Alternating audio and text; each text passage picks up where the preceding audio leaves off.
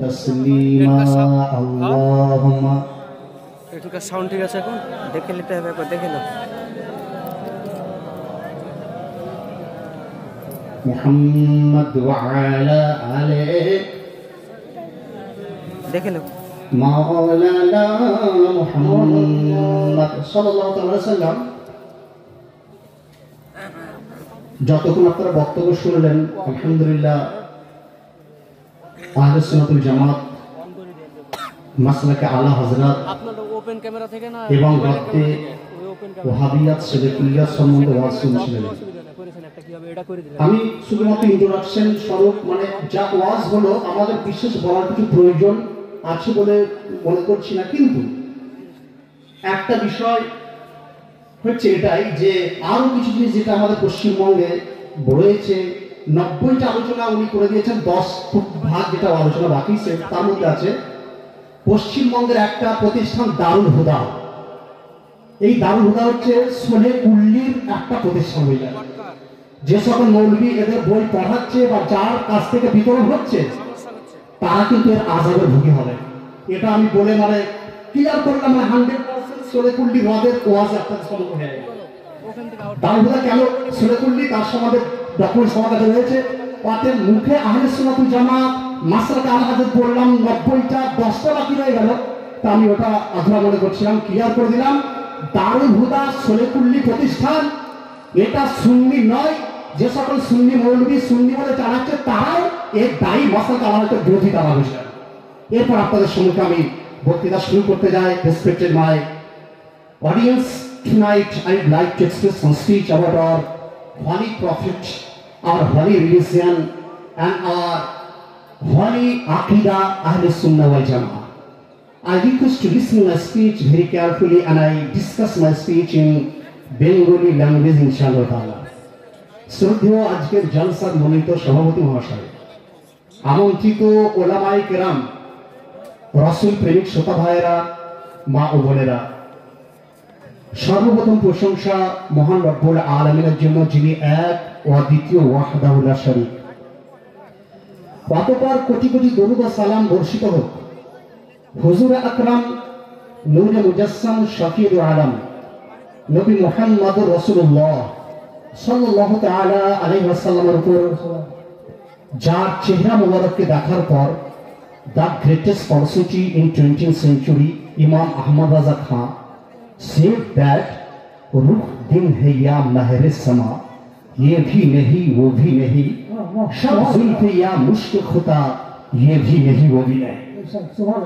সেই নবী রাসূলের উপরে কোটি কোটি দরুদ ও সালামের ধারা বর্ষিত হোক, যে নবী মুস্তাফা দেওয়ার ক্ষমতা উম্মতকে যে প্রদান করেন, এই প্রদান ক্ষমতা দেখার পর, বলার পর, বোঝার পর, জানার পর সারা বিশ্বের সমস্ত মুসলমান জগতের সামনে চতুর্দশ শতকের মুজাদ্দিদ 1400 কিতাবের লেখক আলা হযরত ইমাম ইশকে মুহাব্বত মুজাদ্দিদের দ্বীন ও মিল্লাত তিনি ইরশাদ করছেন, ইয়া রাসূলুল্লাহ ইয়া হাবিবাল্লাহ, কौन देता है देने को मुंह चाहिए, देने वाला है सच्चा हमारा नबी।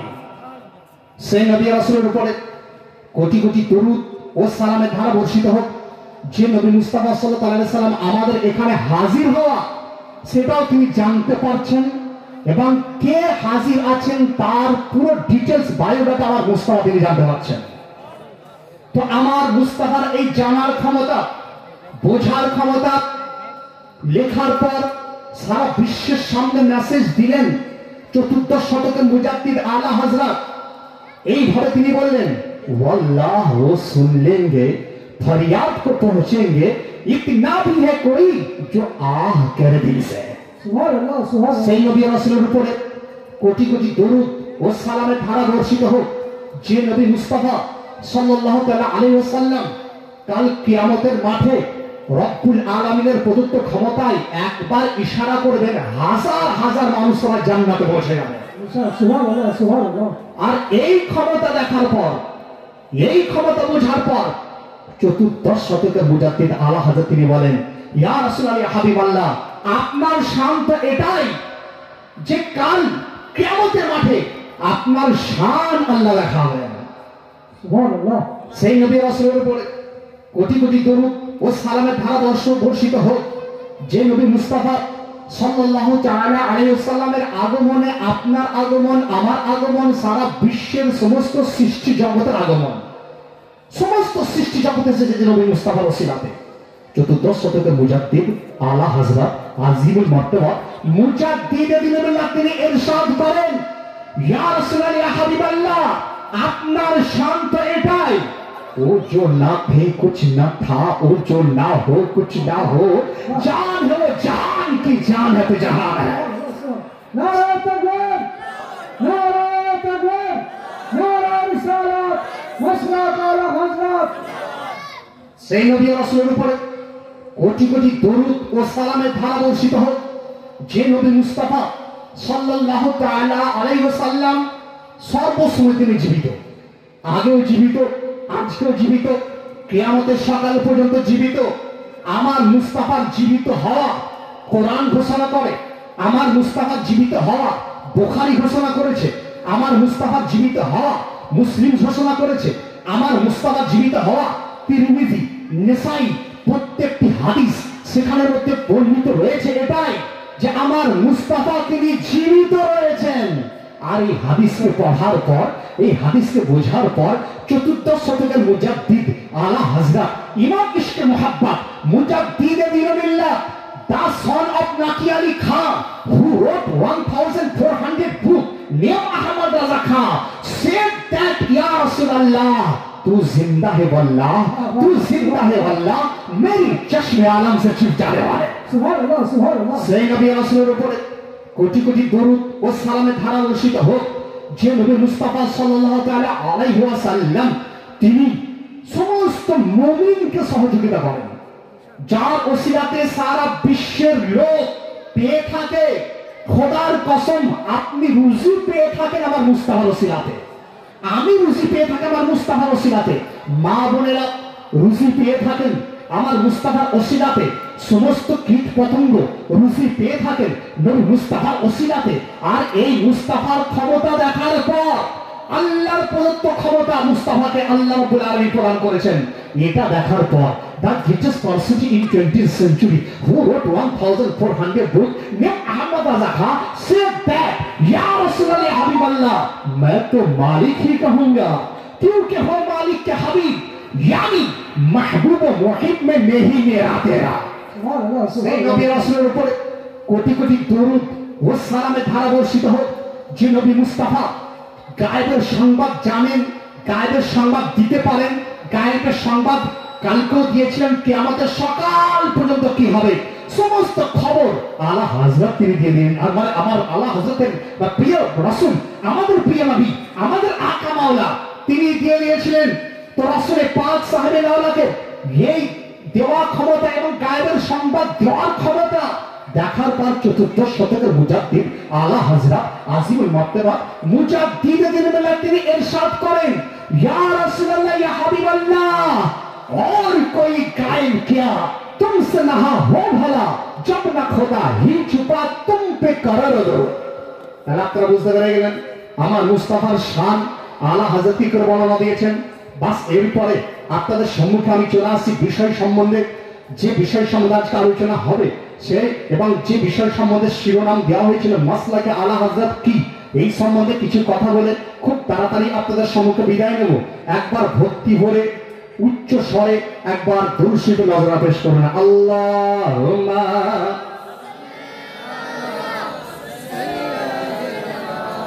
মাওলানা মুহাম্মদ ওয়া আলা আলি সাইয়্যিদিনা মাওলানা মুহাম্মদ সাল্লাল্লাহু আলাইহি ওয়াসাল্লাম।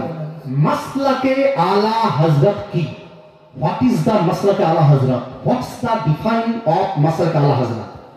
আপনারা সাধারণ ব্যক্তি, বেশি কিছু আপনারা জানেন না, কিন্তু আপনারা কানে শুনছেন মাসলাকে আলা হযরত। হুজুর এটা কি জিনিস? আমি বললাম এক কথাই বুঝুন, দুধকে দুধ আর পানিকে পানি যেটা বুঝিয়ে দেয় তাকে মাসলাকে আলা হযরত বলা হয়। দুধ কোনটা, পানি কোনটা, যা পরিচয়টা যার মাধ্যমে পেয়ে যায় তিনি মাসলাকে আলা হযরত। আপনি বলেন মাওলানা সাহেব কিভাবে আরো মানে সহজ করে দেন? আমি বললাম দেখুন, এক ধরনের লোক তারা দুধের মধ্যে পানি মিশিয়ে বিক্রয় করে দেয়। আপনিও ক্রয় করেন, আমিও ক্রয় করি, কিন্তু আমার মধ্যে সেই পাওয়ার নাই যে দুধের পরিমাণ কতটা আছে, পানির পরিমাণ কতটা আছে আমরা বুঝতে পারি না। একদল লোক তারা মধুর মধ্যে গুড় মিশিয়ে বিক্রয় করে। আপনিও জানতে পারেন না, আমিও জানতে পারি না, আমরা ক্রয় করে নিয়ে চলে আসি। তো যদি আপনি জানতে পারতেন তাহলে আপনাকে বলা হতো ইন্টালেকচুয়াল পারসন। যদি আপনি জানতে পারতেন যে দুধের পরিমাণ কতটা, পানির পরিমাণ কতটা, মধুর পরিমাণ কতটা, তার মধ্যে আপনার চিনির পরিমাণ কতটা, তাহলে আপনাকে ইন্টালেকচুয়াল বা আপনাকে বলা হতো যে পড়ে লিখে আদমি, এডুকেটেড পারসন আপনাকে বলা হতো। তো আমরা বুঝতে পারি না। এডুকেটেড পারসন সে বলে দেয় দুধ আছে 500, তার মধ্যে 100 গ্রাম পানি মিশানো রয়েছে। আমি বললাম ইন্টালেকচুয়াল বললো কি দ্বারা? আপনি বললেন মাওলানা সাহেব তিনি বললেন এইভাবে, কারণ তার মধ্যে অভিজ্ঞতা আছে, হি হ্যাজ অ্যান এক্সপিরিয়েন্স, তার মধ্যে এক্সপিরিয়েন্স আছে। আমি বললাম ঠিক আছে, এক্সপিরিয়েন্স যখন আছে বলতে পারলেন, তো এক্সপিরিয়েন্সটা কি? শরিয়াতের দৃষ্টিতে বাতিলকে বাতিল আর হককে হক, সঠিককে সঠিক আর বাতিলকে বাতিল যেটা বলিয়ে দেয়, সেই এক্সপিরিয়েন্সের নামই মাসলাকে আলা হযরত। তাহলে আপনাদের বুঝতে অসুবিধা হলো না? এরপরে উদাহরণ দিকে যাই। মাওলানা সাহেব মাসলাকে আলা হযরতের মধ্যে আমরা চলে এলে আমাদের উপকার হবে কি? উপকার হবে কি? আমি বললাম একটা সুরখিয়া হেডলাইন এটাই যে আজকের দিনে সঠিক রাস্তার নাম মাসলাকে আলা হযরত। সুরখিয়া হেডলাইন হয়ে যায় আজকের দিনে বাঁচার সঠিক রাস্তা, জান্নাতে যাওয়ার সঠিক রাস্তা, তাকে মাসলাকে আলা হযরত বলা হয়। এরপর আপনি বলবেন ডিসকাস করে দেন। আমি বললাম আমি স্টেজে বসে আছি, হঠাৎ পিছনে যদি মিউ মিউ আওয়াজ আসে তো আমি সঙ্গে সঙ্গে বলি যে একটা বিড়াল এখানে ডাকছে। যদি কোনো ঘেউ ঘেউ আওয়াজ আসে তা আমি বলবো কুকুর ডাকছে। যদি আপনার কোনো ঢেউচু ঢেউচু আওয়াজ আসে আমি বলবো ঘোড়া ডাকছে। তাহলে দেখুন প্রত্যেকটা পশুর আওয়াজ আমার নখ দর্পণে। আমি জানি, I have an experience to know the sound of various animals. প্রত্যেকটা মানে পশুর আওয়াজ আমি জানতে পারি। আশ্চর্যের বিষয়, এই দাড়ি টুপি লেবাস পরিয়ে অনেক মানুষ আপনাদের সম্মুখে চলে আসে। একদল লোক তারাও আসে ইসলামের কথা বলে, একদল লোক তারাও ইসলামের কথা বলে। একদল লোক যখন ওয়াজ করে तारा मुख खोलार पर এটা বলতে থাকে कि आज की तारीख में रसूल को मानना हमारे लिए हराम है। और एकदल लोग আমরা এটা বলি कि वही रब है जिसने तुझको हमा तन कलम बनाया, हमें भीख मांगने को तेरा रास्ता बताया। एकदल लोग তাদেরকে আপনি স্টেজে জায়গা দেন, জায়গা দেওয়ার পর এই স্টেজে ওঠার পর তারা বলে যে এইটা জায়েজ নয়, তারা বলে নবী মার্কা মিষ্টি না মিল গায়ে। আবার ওই স্টেজে আমি যখন ওয়াজ করি আমি বলি যে তু জিন্দা হে ওয়াল্লাহ, তু জিন্দা হে ওয়াল্লাহ, মেরি চশমে আরাম সে চুপচানে বলা। একদল লোক তারা এটা বলে এই স্টেজে ওঠার পর, বলে নবী তো মরে গেছে, নবী তো চলে গেছে, নাউযুবিল্লাহ। আবার আমরা বলি যে अल्लाह की सरतबा कदम शान है ये, इंसान है इंसानो, इंसान है ये, कुरान तो इमाम बताते हैं इन्हें, ईमान ये कहता है मेरी जान है ये। एक दल लोग ওয়াজ করতে আসে, আসার পর তারা বলে যে জানো পীর মানার প্রয়োজন নাই, বুজুর্গ মানার প্রয়োজন নাই। আর আমরা বলি হ্যাঁ হ্যাঁ, পীরের মধ্যে যদি চারটে শব্দ থেকে যায় সেই পীরের মাধ্যমে রাসূলুল্লাহর কাছে পৌঁছানো যায়, রাসূলুল্লাহ দরবারে পৌঁছানো যায়। তাহলে স্টেজ একই, বক্তা আলাদা, এই পার্থক্য করবেন কি করে? যেমন দুধ থেকে পানির পার্থক্য এক্সপেরিয়েন্স বলে দিয়েছিল, চিনি থেকে মধুর পার্থক্যের কথা এক্সপেরিয়েন্স বলে দিয়েছিল। কোন মৌলবী আপনার আর কোন মৌলবী আমার, কোন মৌলবী আপনার নয় আর কোন মৌলবী আপনার, এই পার্থক্যটা যে বলে দেয় তাকে মাসলাকে আলা হযরত বলা হয়। বুঝতে পারছেন আপনারা? এরপর আপনি বলেন আমরা সাধারণ ব্যক্তি, সাধারণ মানুষ, কোন দিকে যাব? What is the statement? Please give us some symbols. কিছু কথা আপনি বলুন সিম্বল, যে যার দ্বারা আমরা বুঝতে পারি যে এই রাস্তায় সঠিক রাস্তা, যার দ্বারা আমরা এটা বুঝতে পারি মাসলাকে আলা হযরত হচ্ছে সঠিক জায়গা, যার দ্বারা আমরা এটা বুঝতে পারি যে মাসলাকে আলা হযরতের তাহাতে এই জান্নাতে যাওয়া যেতে পারে, যার দ্বারা আমরা এটা বুঝতে পারি মাসলাকে আলা হযরত হচ্ছে এমন একটা জিনিস যে দুধকে দুধ আর পানিকে পানি করে দেয়, তার নাম মাসলাকে আলা হযরত। আমি বললাম এরপর বোঝার চেষ্টা করুন। একদল লোক আছে এখানে, তারা বলে এই তার বিরুদ্ধে তিনি বলছেন, তার বিরুদ্ধে তিনি বলছেন, এই বিরুদ্ধে কেন বললেন? পাবলিক আমরা মৌলবী সবাই, দাড়ি সবারই আছে, টুপি সবারই আছে। আমি বললাম দেখুন এই কথাটা আপনার কথা হতে পারে না, কারণ আপনি যদি বলেন যে দাড়ি সবারই আছে একই, তাহলে আমি বলবো যে দেখুন মহিলা তো একই, তা আপনি কাউকে মা বলছেন, কাউকে বোন বলছেন, কেউ আপনার বিবি, পার্থক্য আছে কিনা? তারপর বোঝা গেল এই পার্থক্য করা এটা কিন্তু প্রাথমিক পার্থক্য করতেই হবে, আপনি রাস্তা খুঁজে পাবেন। আপনি বলবেন মৌলানা সাহেব পার্থক্যের কথা আপনি বললেন, একটা দুটো উদাহরণ দিয়ে বলে যান। কিছু লোক বলে যে আপনারা স্টেজে ওঠার পর তার বিরুদ্ধে বলছেন। আমি বললাম আচ্ছা আমরা নামাজ পড়তে যাই, নামাজ পড়তে গেলাম, ইমাম সাহেব কিরাত বলছে তাব্বাত ইয়াদা আবি লাহাব ওয়া তাব, তার মানে জানেন ইমাম সাহেব কিরাত করছে সূরা লাহাব পড়ছে, তাব্বাত ইয়াদা আবি লাহাব, অর্থাৎ আবি লাহাবের হাত ধ্বংস হয়ে যায়।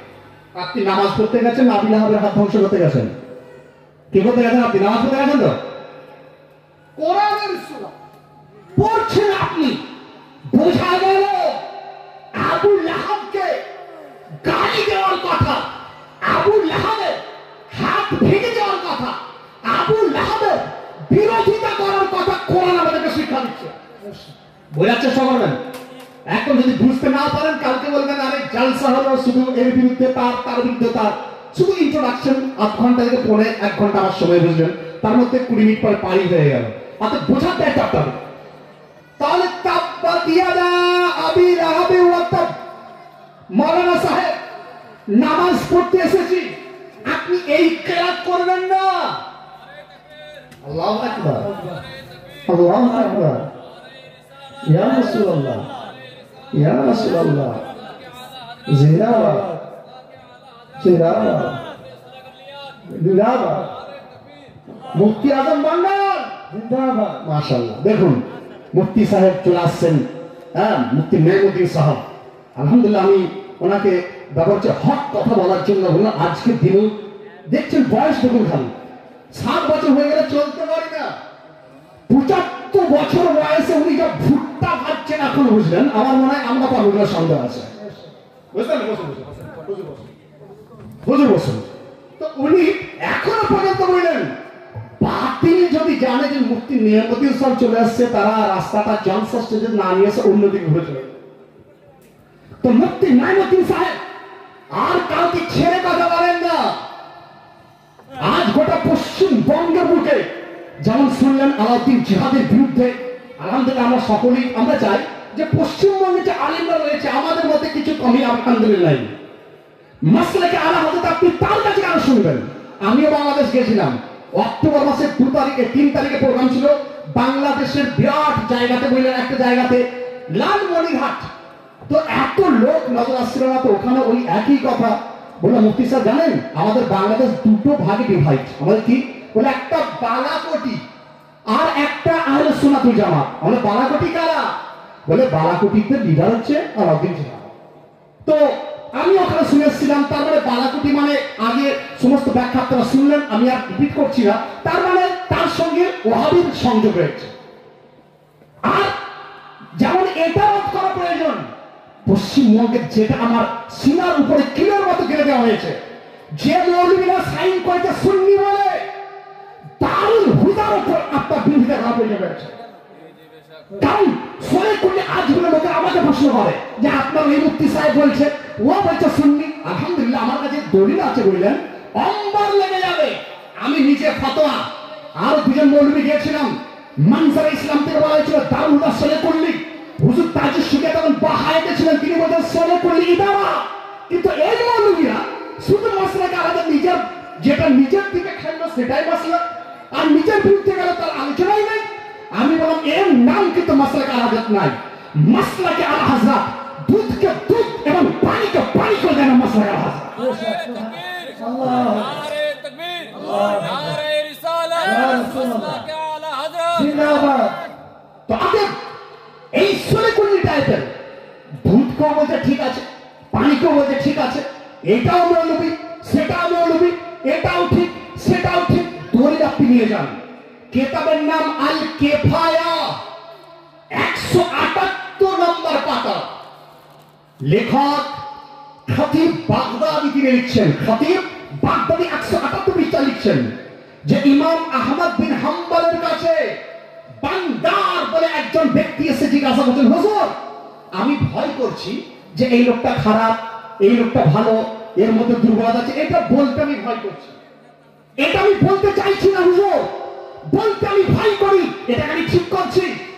তো আমার ইমাম আহমদ বিন হাম্বল উত্তর দিয়েছিলেন, বই আমার কাছে স্ক্রিনশট এখনো মজুদ আছে বললেন, তিনি বলেছিলেন যে আনতা সাকাত্তা ওয়া আনা সাকাত ওয়া সাকাততু আনা ফাকাইফা ইয়ারিফুল জাহিলু আস-সাহিহা মিনাস সাকিম।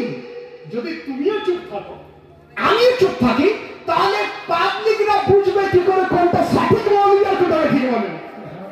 আমার ইমাম আহমদ বিন হাম্বল তিনি উত্তর দিয়েছেন, আর এই কথাটার তরজমা চতুর্দশ শতকের মুজাদ্দিদ আল হাজরাত তিনি বলেন, खा हो जाए आदू जलकर मगर हम तो अदा दम में जब तक दम है दिल उनका सुनाते जाएगा।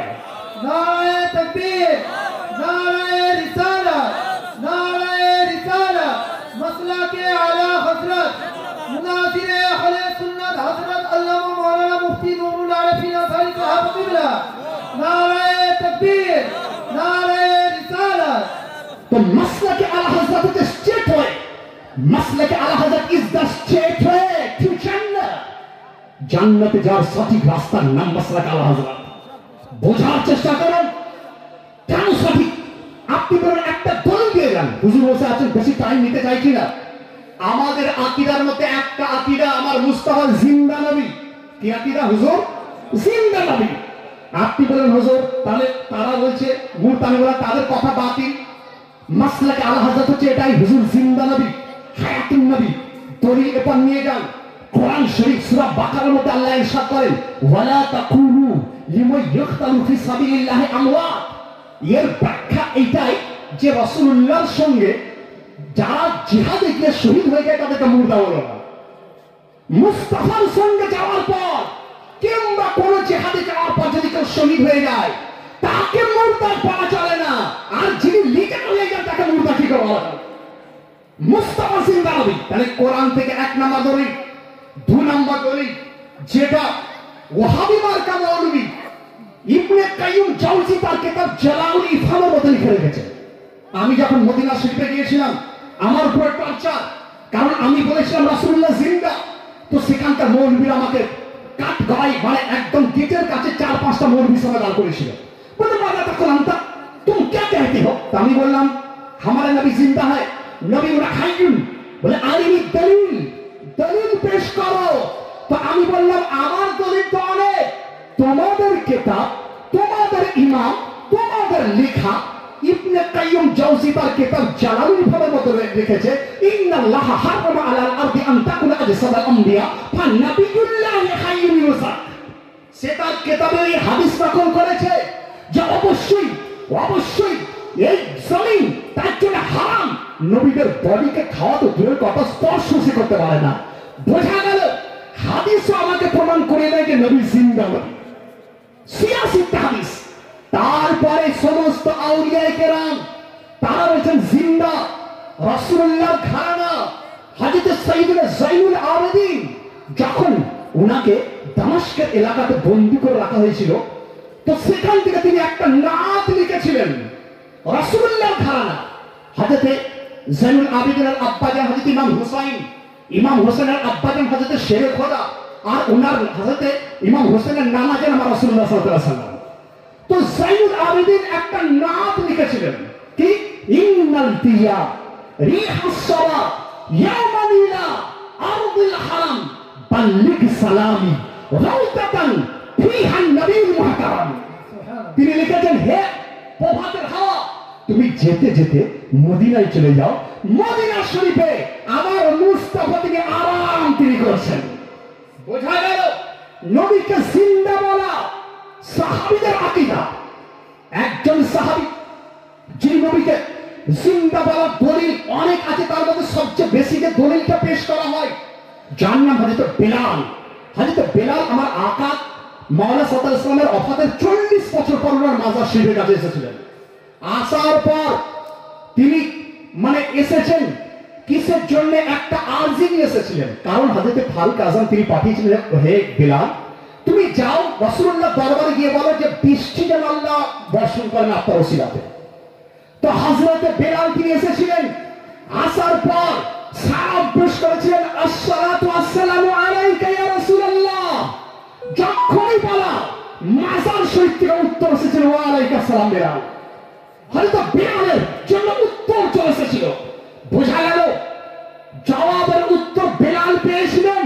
সাহাবীদের আকীদা নবী জিন্দা নবী। আমি মিশরে 2 বছর ছিলাম।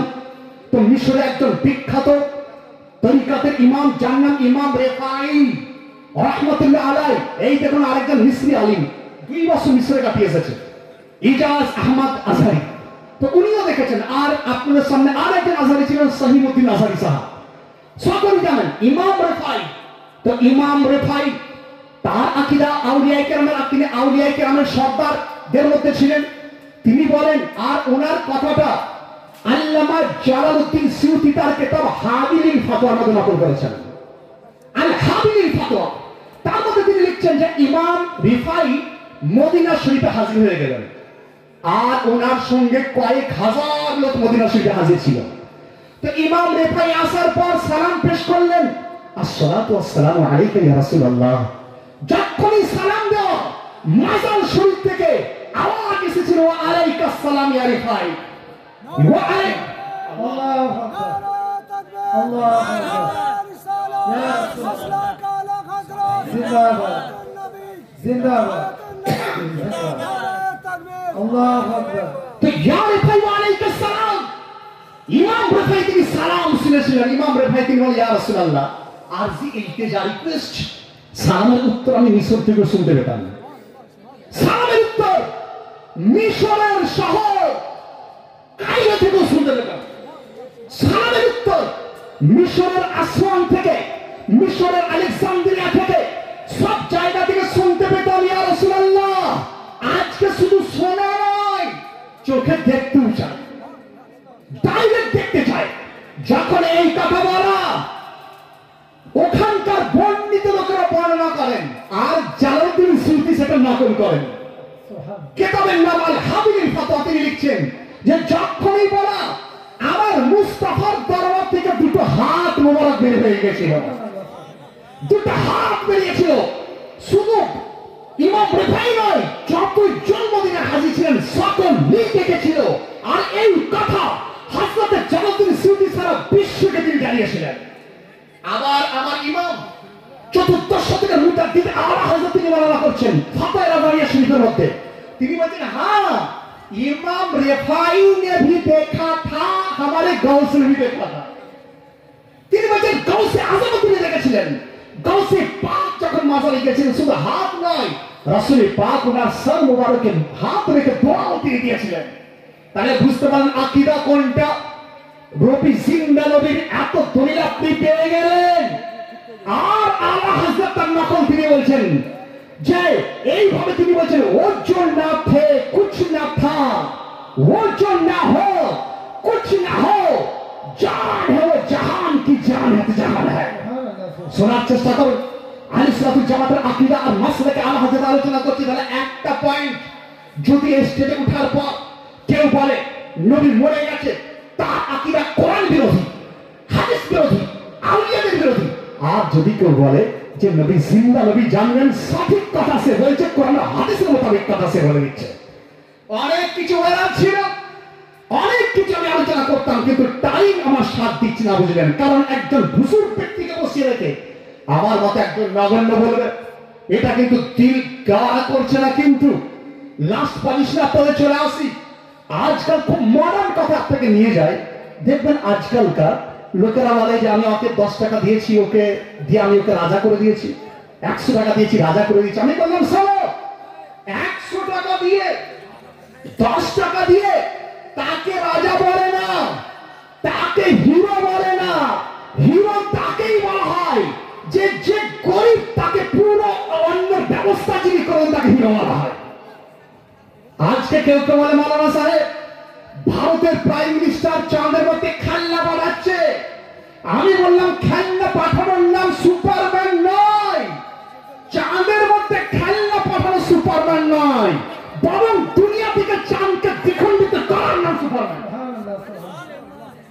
দুনিয়াতে দাঁড়িয়ে লোকের মধ্যে ঝগড়া লাগিয়ে দেওয়া, পশুকে মারা, পশুকে বন্দির মধ্যে রাখা, এটা সুপারম্যান নয়, বরং একজন গাধা, একটি আপনার ঘোড়া কিংবা একটি হরিণকে তার ভাষাকে বুঝে শিকারীর হাত থেকে মুক্তি করে দেওয়ার নাম সুপারম্যান।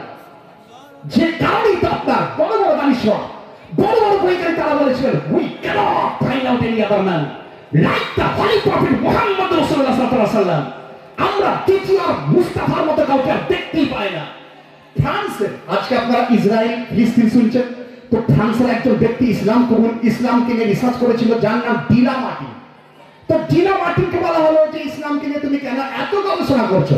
সে বললে খোদার কসম, ওই রবের কসম, যে নবী মুস্তাফা খালি চোখে যে কথা বলে গেছেন আমাদের সেটা রিসার্চ করতে কয়েক বছর সময় লেগে যাচ্ছে।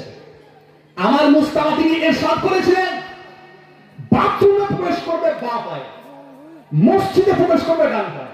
মসজিদে প্রবেশ করবে কোন পায়ে? ডান পায়ে। বাথরুমে বাঁ পায়ে। জিলা মাটির বল শুধু এটা নিয়ে আমি রিসার্চ করেছি, 1 বছর নয়, 2 বছর নয়, 10 বছর নয়, 14 বছর লেগে গিয়েছিল। বলে কেমন রিসার্চ করলেন? বলে রিসার্চ করতে গিয়ে আমি প্রথমে দেখলাম যে ডান পা বাম পা, what is the difference between two, এর দুটোর মধ্যে পার্থক্য কি? আমি ইচ্ছা যে কোনো পা বাড়াতে পারি। আজকে যেমন আপনাদের আমার যুবক ছেলেরা রাস্তায় দাঁড়িয়ে একদম হাতে এইভাবে যে বোতল দিয়ে দাঁড়িয়ে পানি পান করছে, আপনি বলছেন আবার যেটা ইচ্ছা করতে পারি, চুল কাটছেন, বক ছাড় দিচ্ছেন। আজকে মহিলারা হচ্ছে যা ইচ্ছা তাই করতে পারি, বেপরোয়ার সঙ্গে ঘুরে যাচ্ছে। আমি বললাম যে এটা মুসলমানের জিন্দেগি নয়, মুসলমানের জিন্দেগি হচ্ছে সেটাই রাসূলুল্লাহর সুন্নাত অনুযায়ী চলা, মাসলাকে আলা হযরতের ছত্রছায়ায় থাকা নামই মুসলমান বলা হয়, তাকে মুসলমান বলা হয়। তো ডিলাওয়াতি তিনি বলে 14 বছর গবেষণা করার পর আমি এটা পেলাম যে ডান পায়ে আগে আর বাম পায়ে পিছিয়ে থাকার কারণটা যে তিনি বলে গিয়েছিলেন, এর দ্বারা আমি সাকসেস একদম সিওর হয়ে গেলাম যে আজকের দিনে যদি সঠিক বার্তা যদি দিয়ে থাকেন, সঠিক মানুষ যদি বলতে হয়, তিনি মুহাম্মদুর রাসূলুল্লাহ সাল্লাল্লাহু আলাইহি ওয়াসাল্লাম।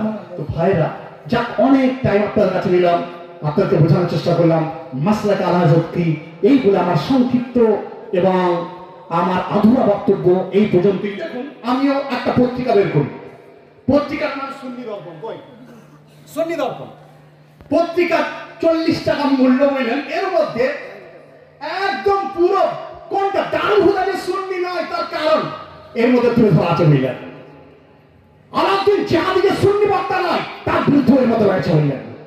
তারপর মহিলাদের অনেক মাসলা থাকে হইলেন। মহিলারা একজন আমাকে ফোন করছে, প্রত্যেক হুজুর মহিলারা যখন উজু করবে যদি মাথার কাপড় থাকে তো মাসা করবে কি করে, কাপড়ের উপরে না চুলের উপরে? প্রশ্ন বুঝতে পেরেছেন? প্রশ্ন করছে মাসা, মাসা মানে উজু করার সময় মাসা করি কিনা মাথা, তো হুজুর মাসা করবো কি করে, কাপড়ের উপরে না চুলের উপরে? জানেন আপনার উত্তরটা? জানেন উত্তরটা? ওলামায়ে কেরাম জানেন। মাসা বুঝতে পারছেন আগে বুঝুন। মাসা বুঝেছেন? মাসা মানে উজু করার সময় যেটা আমরা মাসা করি সেটা মাসা বলা। তো হুজুর মাসা করবো কি করে? তা আমি বললাম শোনো, এই প্রশ্নটা আমাকে খুবই দিয়েছে, আশ্চর্য করেছে যে এই মাসলাটা আমার মা বোনেরা জানে না। মাসা হচ্ছে এটাই যে আপনি চুলের উপর মাসা করবেন, কাপড়ের উপরে নয়। তো এই ধরনের বহু মাসলা বলেন এখানে মহিলাদের জন্য খাস করে। আপনারা এটা নিতে পারেন যে কিভাবে তারা নামাজ পড়বে, বা মহিলাদের যে সময় আপনার নাপাক অবস্থায় থাকে সেই সময় আহকাম কি আছে, হায়েজ সম্পর্কিত খুঁটিনাটি মাসলা আমার মনে হয় যে আমার চোখে পড়েনি, বুঝলেন তো বাংলা ভাষাতে এত মানে মাসলা শুধু হাইজ সম্পর্কে, তাতে আপনারা যদি মনে করেন বইটা নিতে পারেন মাত্র 40 টাকাতে। আরো অনেক বই আমার রয়েছে, কিন্তু আজকে এই সুন্নি দর্পণ পত্রিকা আপনাদের সম্মুখে। আবার এর মধ্যে আমরা দেখেছি যে বিশ্বব্যাপী ইসলামের বিদ্বেষ ছড়াচ্ছে কারা। আবার লেখা আছে ইমামের পিছনে কেরাত করা চলবে কি চলবে না, এই সম্বোধ আপনি এর মধ্যে পেয়ে যাবেন। তো অনুরোধ আপনাদেরকে যে মাত্র 40 টাকা বিনিময়ে আপনারা নিয়ে যাবেন। আমার বক্তব্য আমি এই পর্যন্তই সমাপ্ত করি, কারণ হুজুর রয়েছেন এবং আরো কয়েকজন বক্তা এখানে রয়েছেন, তাদের বক্তব্য আপনারা সেবন করবেন। রব্বুল আলামিন আমার বলার মধ্যে এবং আপনাদের শোনার মধ্যে যদি কোনো রকম আমার মিস্টেক হয়ে থাকে এবং আমার ভুল লজ্জিত হয়ে থাকে, তার জন্য আমি আপনাদের সম্মুখে আমি ইস্তেগফার করছি। আস্তাগফিরুল্লাহ আযীম, লা ইলাহা ইল্লাল্লাহু মুহাম্মাদুর রাসূলুল্লাহ সাল্লাল্লাহু আলাইহি ওয়াসাল্লাম। আসসালামু আলাইকুম ওয়া রাহমাতুল্লাহি ওয়া বারাকাতুহু।